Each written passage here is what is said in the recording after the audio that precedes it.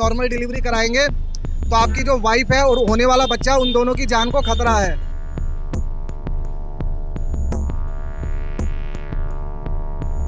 एक अच्छा खासा इंसान जिसको मैंने अपनी आंखों से ओटी में जाते हुए देखा, हंसता मुस्कुराता इंसान, वो एकदम से ओटी में जाने के बाद इस दुनिया को छोड़ के कैसे जा सकता है। मेरी वाइफ और मेरे बच्चे की मृत्यु नहीं हुई है, ये उसकी एक निर्मम हत्या कर दी गई है। कि ये लोग गलत क्लेम कर रहे हैं 60,500 का, मेरी वाइफ ऑलरेडी मर चुकी है। ना मेरा बच्चा बचा, ना मेरी वाइफ बची। नमस्कार, आप देख रहे हैं द थिंक न्यूज और मैं हूं आपके साथ मानव कश्यप। मेरी मौजूदगी पीरेगढ़ी पर है और पीरेगढ़ी के मेरे पीछे आप ये अगर हॉस्पिटल देखिए, पुष्पांजलि हॉस्पिटल। ये हॉस्पिटल प्राइवेट हॉस्पिटल है और इसके अंदर आज फिर से एक लापरवाही का जो मामला है वो सामने आया है।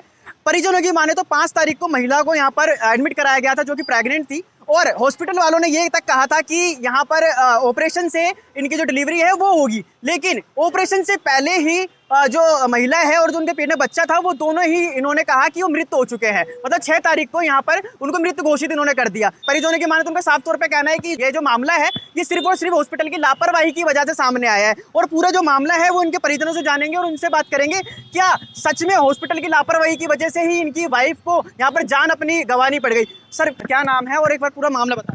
सर मेरा नाम मनोज चंद है और मेरी पत्नी का नाम नेहा जायसवाल था। मैं अपनी पत्नी को 5 जून को यहाँ पर हॉस्पिटल में लेकर आया था दिखाने के लिए और डॉक्टर कनिका ने मेरी वाइफ को देखा था। डॉक्टर कनिका का ये कहना था कि आपकी जो वाइफ है, आपका बच्चा है, इसको ना 9 महीने पूरे हो चुके हैं और उसके बाद इन्होंने कहा कि ना जैसे ही आपको ओवर पेन हो या ब्लीडिंग हो, आप हॉस्पिटल में ना अपनी वाइफ को लाके भर्ती करा देना। उसके बाद मैं यहाँ से घर गया और घर जाने के बाद जब मेरी वाइफ कपड़े चेंज कर रही थी तो हल्की फुल्की ब्लीडिंग थी, माइनर सी। तो फिर हमें लगा कि ना हमें दोबारा हॉस्पिटल जाकर संपर्क करना चाहिए। फिर मैं अपनी वाइफ को दोबारा पुष्पांजलि हॉस्पिटल, जो कि मियावली नगर पश्चिम बिहार में स्थित है, यहाँ पर लेकर के आया। तो यहाँ पर लेकर के आया तो उसके बाद मेरी वाइफ को यहाँ पर तुरंत भर्ती कर लिया गया। उसके बाद जब हमारा एडमिशन भरा गया तो हमने उनको बोला कि हमें ना नॉर्मल डिलीवरी चाहिए। तो ये नॉर्मल डिलीवरी के लिए उन्होंने कहा ठीक है।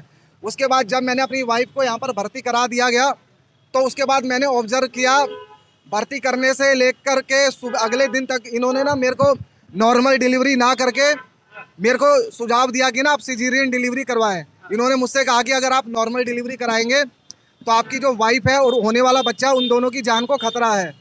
तो मुझे और मेरी वाइफ को ये लगा कि हम रिस्क क्यों ले, एटलीस्ट हम सिजेरियन डिलीवरी, ऑपरेशन डिलीवरी के लिए तैयार हो गए। 6 तारीख को इन्होंने 1 बजे मुझसे ऑपरेशन का जो पर्चा होता है उस पर साइन करवाया और उसके बाद फिर इन्होंने मेरे को 2 बजे बुलाया। 2 बजे आईसीयू के बाहर इन्होंने मुझे बुलाया और 2 बजे इन्होंने मुझे मेरी वाइफ की ज्वेलरी दे दी और ठीक मेरे सामने ही मेरी वाइफ को ये व्हील चेयर पर बैठाकर ऑपरेशन थिएटर में ले गए। ऑपरेशन थिएटर में ले जाने के बाद मैं और मेरा बच्चा एकदम निश्चिंत होकर जनरल वार्ड में आ गए। उसके जनरल वार्ड में आने के 30 मिनट बाद मुझे बुलाया जाता है कि ना आपको ऑपरेशन थिएटर के बाहर बुलाया जा रहा है। तो मैं और मेरा बच्चा बड़ी खुशी से जाते हैं। मुझे लगा कि शायद डिलीवरी हो गई है, डॉक्टर बुला रहे हैं कि लड़का हुआ है या लड़की। तो मैं और जो मेरा एक 4 साल का बच्चा है पहले से ही बेटा, हम दोनों बड़ी खुशी से गए।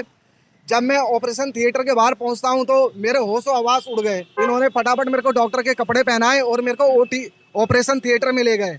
ऑपरेशन थिएटर में मैंने जाके देखा कि मेरी वाइफ वहां पे बेसुध हालत में पड़ी हुई है। मुझे नहीं लगता कि मेरी वाइफ के हाथ पैर या उसके शरीर का कोई अंग काम कर रहा था और इन्होंने मेरे से कहा कि आपकी वाइफ के मुंह से ब्लीड हो गई है और आपकी वाइफ और बच्चे को ना 1% चांस है बचने का, तो बोलो किसको बचाया जाए।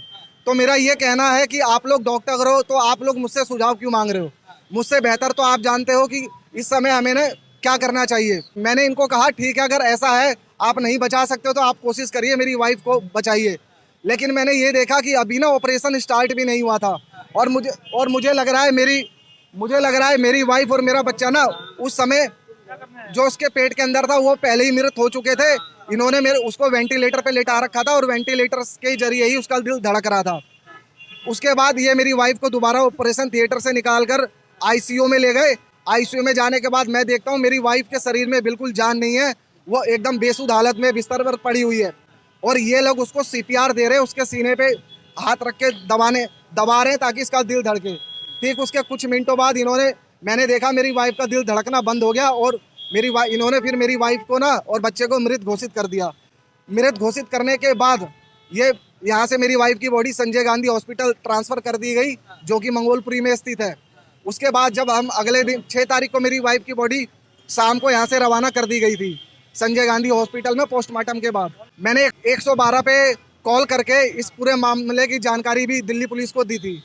फिर उसके बाद जब हम 7 तारीख को संजय गांधी हॉस्पिटल के बाहर जाते हैं तो वहाँ पे हमें प्रोसेस बता दिए जाते हैं कि आपकी वाइफ का भी पोस्टमार्टम नहीं हुआ है, उसके लिए एक मेडिकल बोर्ड बैठेगा।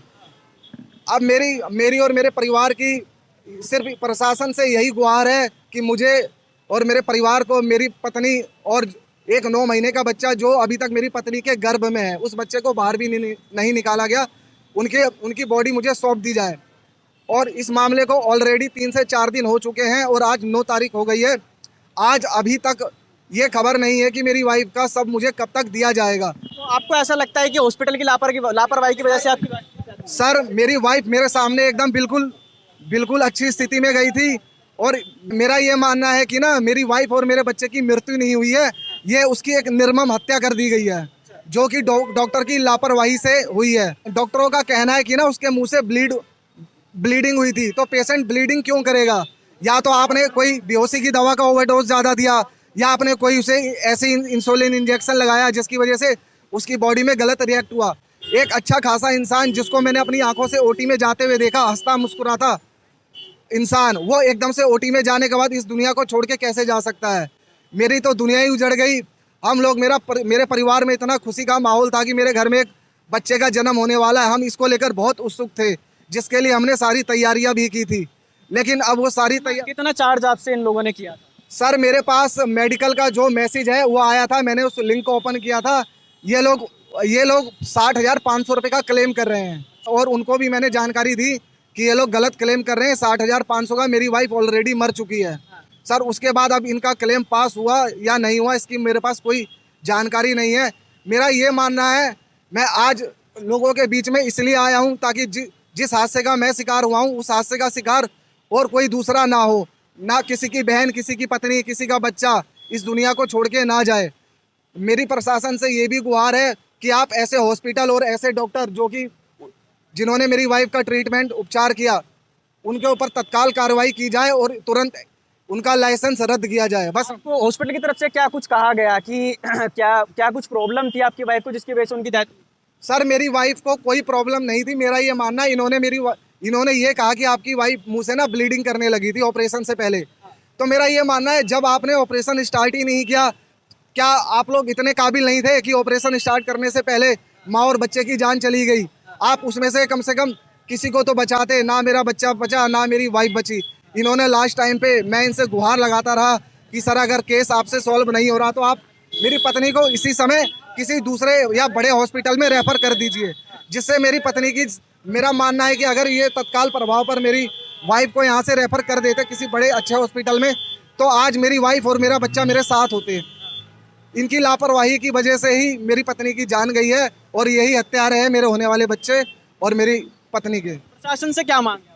सर प्रशासन से मेरी यही मांग है कि प्रशासन इस मामले में सख्त कार्रवाई करे और प्रशासन से मैं ये चाहता हूँ कि प्रशासन मेरा सपोर्ट करे, मेरे परिवार का सपोर्ट करे, जल्दी से जल्दी अपनी कानूनी प्रक्रिया को पूरा करे और जिससे मुझे मेरे बच्चे और मेरी बीवी का सब मुझे मिले और मैं अंतिम दाह संस्कार कर सकूं। ठीक है, तो ये परिजन है जिनकी यहाँ पर मृत्यु हुई है, लेकिन सवाल बार बार यही खड़ा होता है कि इतने बड़े बड़े हॉस्पिटल जिनकी फीस इतनी मोटी मोटी होती है, जैसे सर ने बताया कि 60,000 रुपये इनसे क्लेम करे गए हैं कि 60,000 रुपये का आपका यहाँ पर जो ट्रीटमेंट है वो यहाँ पर हो चुका है, 60,000 रुपये आपको देने पड़ेंगे। लेकिन 60,000 तो हम आपको दे दें, लेकिन आपने इंसान को तो वहाँ पर ख़त्म ही कर दिया ना। ये इतनी बड़ी बड़ी बिल्डिंगें बना करके जब आपके पास व्यवस्था ही नहीं है तो क्यों आखिर पेशेंट को आप यहाँ पर एडमिट करते हैं? लेकिन बार बार सवाल हॉस्पिटल पे यही उठता हुआ नजर आता है कि जब आपसे ये जो सिचुएशन थी संभाली नहीं जा रही थी तो आपने क्यों आखिर इसको रेफर नहीं करा? सर की अगर माने तो इनका साफ तौर पे कहना है कि ये जो मामला है ये इन्होंने पूरा का पूरा बिगाड़ा और इसके बाद में अब ये जो आरोप है ये हॉस्पिटल पे लगाते हुए नजर आ रहे हैं। जो इन्होंने कंप्लेंट है वो दिल्ली पुलिस को भी दे दी है। बाकी देखने वाली बात ये होगी कि दिल्ली पुलिस पे इस मामले को लेकर के क्या कुछ कार्रवाई करती है। बाकी इस वीडियो को लेकर के आपकी क्या राय है कमेंट सेक्शन जरूर बताएं। देखते रहिए द थिंक न्यूज़। बहुत बहुत धन्यवाद।